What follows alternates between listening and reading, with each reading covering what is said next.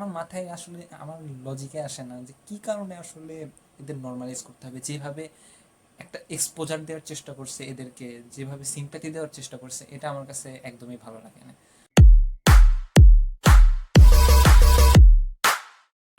কী অবস্থা সবার? Welcome to অ্যাসোল and my name is Ahnaf. And আজকে কথা বলবো মার্ডার ইন মাহিম সিরিজটা নিয়ে।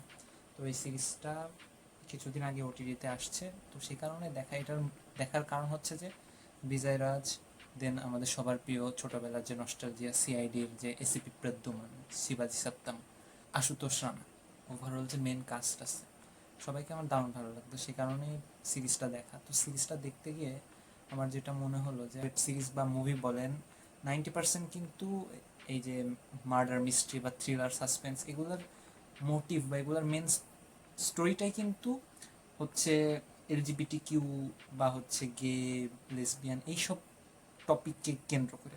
তো এটাও কিন্তু সেরকম একটা টপিককেই ঘিরেই কিন্তু এই ওয়েব সিরিজটা নির্মাণ করা। অ্যান্ড এই ওয়েব সিরিজটা কিন্তু একটা বইয়ের গল্প থেকে অনুপ্রাণিত হয়ে সিরিজটা নির্মাণ করা, যেটার নামও হচ্ছে মার্ডার ইন মাহিম।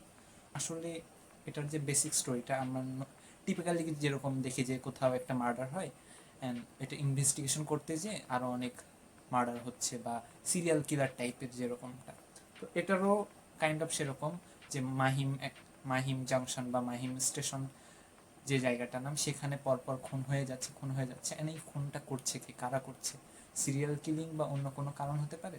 সেটাই কিন্তু তদন্ত করে বের করতে আসছেন আমাদের সবার প্রিয় বিজয় রাজ, যাকে আমার দিল্লি বেল্লিতে দারুণ লাগছিল।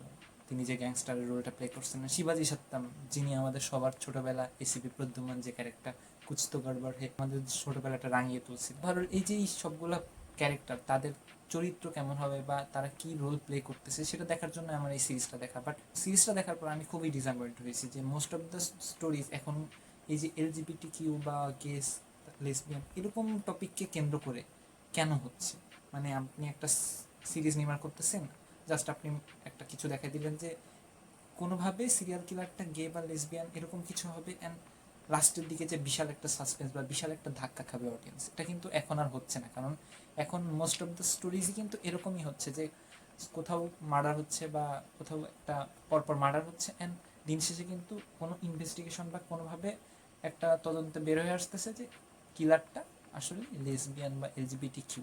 তো এখন আর অডিয়েন্স কিন্তু ওই ধাক্কাটা পাচ্ছে না। অ্যান্ড এই সিরিজটা দেখার পর একদম এই সিরিজের লাস্টের দিকে যে পুরো সিরিজটা যেভাবে এই যে এলজিবিটি কিউ বা হচ্ছে গে লেসবিয়ানকে যেভাবে নর্মালাইজ করা হচ্ছে সোসাইটির জন্য, এটা আমার কাছে খুবই মানে মাঝে মাঝে খুবই বিরক্তিকর লাগতেছিল যে কেন ভাই, কী কারণে এটাকে নর্মালাইজ করার কোনো কারণই নাই। অ্যান্ড আমার মাথায় আসলে আমার লজিকে আসে না যে কী কারণে আসলে এদের নর্মালাইজ করতে হবে। যেভাবে একটা এক্সপোজার দেওয়ার চেষ্টা করছে এদেরকে, যেভাবে সিম্প্যাথি দেওয়ার চেষ্টা করছে, এটা আমার কাছে একদমই ভালো লাগে না। অ্যান্ড এক্সপেক্ট করছিলাম যে মেন যে কাস্ট আছে, যে আশুতোষ রানা, বিজয় রাজ অ্যান্ড শিবাজি সত্যাম, সবার একটা দারুণ ক্যারেক্টার বা একটা ভাইটাল রোল থাকবে। অবশ্যই বিজয় রাজ বা আশুতোষ রানা ছিল, কিন্তু শিবাজি সত্যামের কী একটা রোল দিছে আমি বুঝলাম না। তার রোলের কোনো ইম্পর্টেন্সই নাই।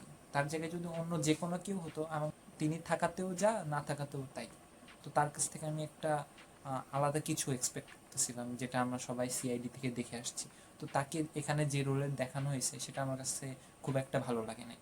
তো সিরিজটা দেখার পর আমার কাছে খুবই ডিসঅ্যাপয়েন্ট লাগছে যে বর্তমান সময়ের বেশিরভাগ স্টোরি কিন্তু এরকম হচ্ছে একটা বিশেষ টপিককে কেন্দ্র করে হচ্ছে। কিছুদিন আগে আমি একটা সিরিজ দেখছিলাম রানা নাইডু, তো সেখানেও কোনো না কোনোভাবে এই টপিকটাও চলে আসে। তো এই যে ওভারঅল যে একটা এই যে একটা বিশেষ শ্রেণীকে কেন্দ্র করে যেভাবে সিরিজটা তৈরি করা হচ্ছে বর্তমান সময়ে, অ্যান্ড এদেরকে একটা যে সিম্প্যাথি বা এদের যে নর্মালাইজ হওয়ার যে বিষয়টা যেভাবে প্রমোট করা হচ্ছে, এটা আমার কাছে খুবই মানে বিরক্তিকর লাগতেছে। তো সিরিজটা আমার কাছে খুব একটা ভালো লাগেনি বলবো না, অ্যাভারেজ, বিলো অ্যাভারেজ লাগছে। বাট এখানে একটা ক্যারেক্টার আছে যেই ক্যারেক্টারটার নাম হচ্ছে ইউনিট। তো এই ক্যারেক্টারটা আমার কাছে খুবই ভালো লাগছে। তার যে কথা বলার স্টাইল, তার বডি ল্যাঙ্গুয়েজ, তার যে এক্সপ্রেশন, সব কিছু অনেক ন্যাচারাল। তো এই ছেলের ক্যারেক্টারটা আমার কাছে খুবই ভালো লাগছে। তো ওভারঅল সিরিজটা আমার কাছে এতটাও ভালো লাগে না, বাট ওয়ান টাইম ওয়াচেবল। তো আপনারা যারা মার্ডার ইন মাহিম দেখছেন অবশ্যই কমেন্ট বক্সে জানাবেন আপনাদের এই সিরিজটা কেমন লাগছিল, অ্যান্ড আপনি এই বিষয়ে কী মতামত দিতে চান যে বর্তমান সময়ে যে এই টপিক বা এই যে বিশেষ শ্রেণীকে যেভাবে নর্মালাইজ বা যেভাবে সিম্প্যাথি দেওয়ার চেষ্টা করা হচ্ছে, এটাকে আপনি কোন চোখে দেখেন? কমেন্ট বক্সে জানাবেন। Thank you.